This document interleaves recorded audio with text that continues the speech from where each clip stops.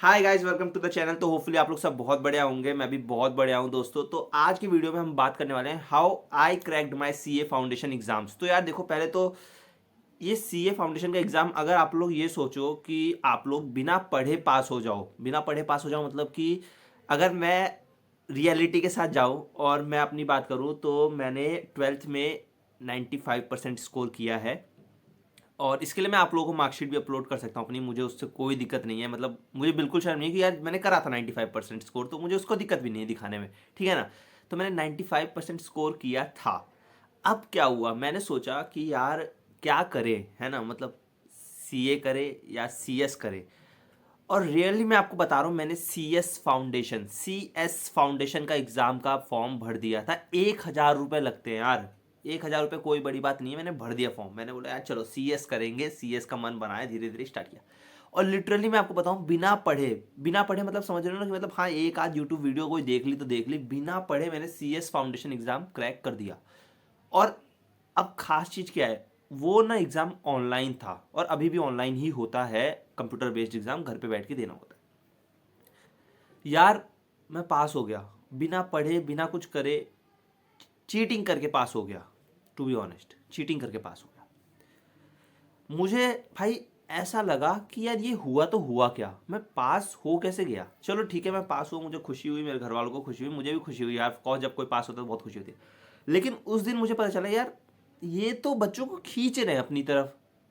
मतलब 1,000 रुपये में फॉर्म भरवाया, सीएस फाउंडेशन क्रैक करवाया बच्चों का, और फिर एग्जीक्यूटिव में उनको डाल दिया।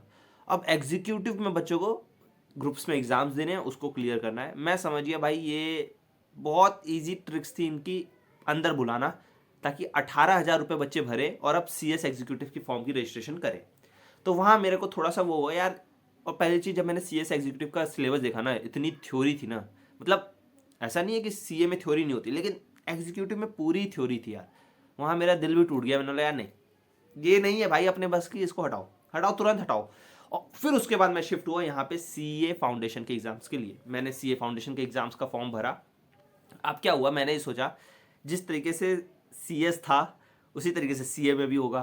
तो पढ़ने की तो ज़्यादा ज़रूरत है नहीं भाई, ठंडे दिमाग से, अपने भाई तो टॉपर हैं हम तो, 95% आए, कोई दिक्कत ही नहीं है। तो क्या ज़रूरत है पढ़ने की, ऐसी पास हो जाएंगे। ये थी मेरी मेंटेलिटी जो मैं सोच के एग्ज़ाम देने जा रहा था, ठीक है ना। और अब खास बात क्या हुआ, मैंने एग्ज़ाम दिया। फर्स्ट एग्ज़ाम मेरा अकाउंट्स का। भाई लिटरली पता है, तुम लोग विश्वास नहीं करोगे, मैं शेयर की एंट्री भूल गया था। मतलब bank account debit to share application account होते हैं ना, पैसे आने की एंट्री, मैं इस एंट्री को भूल गया था। तुम लोग सोच रहे हो ना क्या नर्वसनेस थी मेरे अंदर जब मैं एग्ज़ाम हॉल में बैठा था। वहाँ जब मैं पहला पेपर दे के निकला अपना, मोराल यहाँ से यहाँ हो गया था। बहुत डाउन, इतना डाउन मैंने कभी ज़िंदगी में अपना मोराल नहीं देखा था। पूरा 10th दिया, 12th दिया, लेकिन कभी इतना मोराल डाउन नहीं होता जितना सीए फाउंडेशन के फर्स्ट एग्जाम में मेरा मोराल डाउन हो गया था। उसके बाद उसके बाद तो मुझे बताने में भी वो हो रहा है कि यार किस तरीके से मैंने बाकी के एग्जाम से मेरा बिल्कुल ख़त्म था भाई। मेरा ये हो गया था यार, अब तो ख़त्म, अब क्या ही फ़ायदा कुछ करके, जब एक एग्ज़ाम में फेल तो मतलब सब में फेल।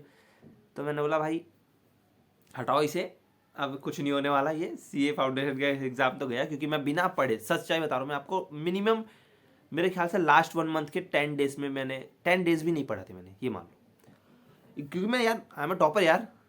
बताया तो मैंने तुम लोगों को, कॉन्फिडेंस इस तरह हाई भाई, सीएस फाउंडेशन का एग्जाम देके इतना कॉन्फिडेंस हाई कि अब तो कुछ करना ही नहीं, टेंशन ही नहीं है अब तो किसी चीज़ की। अकाउंट्स का गया एग्जाम, शेयर की एंट्री भूल गया, वहाँ शेयर का 20 नंबर का क्वेश्चन आ गया था, वो गया। पार्टनरशिप का क्वेश्चन करा तो करा, एनपीओ भूल गया। मतलब बहुत ख़राब एक्सपीरियंस, बहुत गंदा था।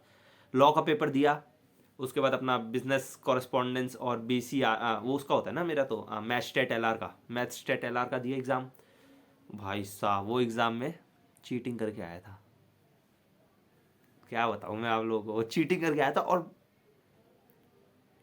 वो एक्सपीरियंस शेयर करने में ना ऐसी हालत हो रही है ना, मतलब बेइज्जती कर रहा हूँ ये मैं अपनी। मैं कोई वो नहीं कर रहा, मैं बेइज्जती कर रहा हूँ अपनी। ये मैथ स्टेट एलआर का एग्जाम चीटिंग करके आया था, पीछे वाले से चीटिंग करी थी। और और सबसे बड़ी चीज़ थी, मुझे पता ही नहीं भाई सेट होता है। उसके गोले देखा, अपने में गोले भर दिए, उसके गोले देखे, अपने में भर दिए। भाई बताया ही नहीं किसी ने इसमें वो होता है, आगे पीछे होता है क्वेश्चन। सेट्स का तो इतना पता है सेट नहीं होता इसमें, लेकिन आगे पीछे क्वेश्चन होता है, ये कौन बताएगा। कर दिया चीटिंग। और सबसे बड़ी चीज़ जो मुझे दोगलापन लगा आईसीआई का मैथ के एग्जाम में, भाई तुमने मॉक टेस्ट पेपर में क्वेश्चन 1 2 3 4 करके दे दिए, 20 क्वेश्चन साफ दिख रहे हैं कि ये रहे तुम्हारे लीगल लॉजिकल रीजनिंग के, स्टैट्स के क्वेश्चन तुमने अलग दे रखे हैं 40 क्वेश्चन, मैथ्स के 40 क्वेश्चन अलग दे रखे हैं, बंदा क्लियर है, पहले 40 क्वेश्चन मैथ के, 20 क्वेश्चन स्टैट्स के, बाकी के 40 उसके मैथ्स LR और स्टैट्स, ये क्लियर है फॉर्मेट, पेपर में तुमने दे दिए घुमा फिरा के, कहाँ से करेगा बंदा? वो भी छोड़ो, excuses sounds good. Last paper economics का, यार सबको इकोनॉमिक्स बड़ी इजी लगती है, मेरे को पहली बार इकोनॉमिक्स बहुत हार्ड लगी यार, मेरे को नहीं समझ में आया इकोनॉमिक्स इतना हार्ड क्यों है, मुझे अभी भी नहीं समझ में आया यार इकोनॉमिक्स यार सबको इतनी इजी लगती है, मुझे हार्ड क्यों लगती है? बच्चों से पूछो तो इकोनॉमिक्स में भाई 70 80, मैं कह रहा भैया ये क्या चल रहा है, ऐसा क्या हो रहा है इकोनॉमिक्स में, कहाँ से पढ़ रहे हो तुम लोग, मुझे ही बताओ भाई, मैं भी पढ़ूँ।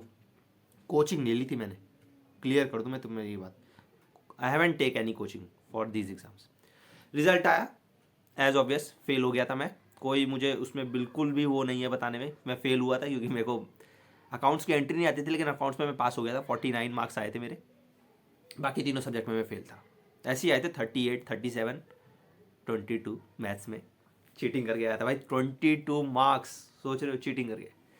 वहाँ मेरे को क्या पता चला, वहाँ उस रिजल्ट से मुझे ये पता चला कि गड़बड़ ये नहीं है कि मैंने चीटिंग करी या मैं एंट्री भूल गया, बल्कि गड़बड़ ये है कि मैं पास हो सकता था, क्योंकि मेरे यार 38 39 मार्क्स आए थे, 38 लॉ में थे, 39 बिजनेस इकोनॉमिक्स वाले में थे, मैथ स्टैट LR में 22 थे और अकाउंट्स में 49 थे।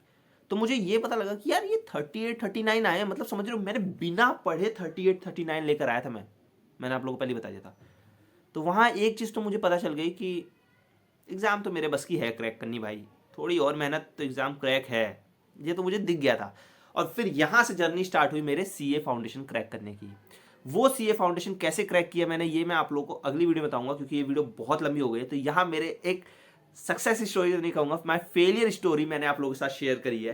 तो यहाँ से आप लोगों को भी अपने ऊपर पक्का कॉन्फिडेंस आएगा कि भाई इट्स नॉट अबाउट कि आपका एक दिन कैसा गया, आपका कैसा गया यार, ये आपके थोड़े समय की मेहनत के ऊपर डिपेंड करता है कि आपके एग्जाम्स कैसे जाने वाले हैं। और ट्रस्ट में अगर आपने मेहनत करी है तो आपका एग्जाम यार चाहे भले ही फेल हो जाओ ना, लेकिन एक मोटिवेशन नहीं गिरना चाहिए। मैंने नहीं पढ़ा था, मैं फेल हुआ, मेरा मोटिवेशन नहीं गिरा। मेरा मोटिवेशन इसलिए नहीं गिरा क्योंकि मैं फेल हुआ इस वजह से नहीं, बल्कि मैंने नहीं पढ़ा था। मुझे पता था कि अगर मैं पढ़ लेता मैं पास हो जाता। भाई तुम ये सोचो, मैं शेयर की एंट्री भूल के आया, मेरे 49 आ गए, तो इसका मतलब समझ रहे हो अगर मैं शेयर की एंट्री करके आता तो 20 मार्क्स का क्वेश्चन था, 69 आने थे। थिंक वाइजली और टेंशन मत लो, जो भी होगा देखा जाएगा, अभी तो बस पढ़ो।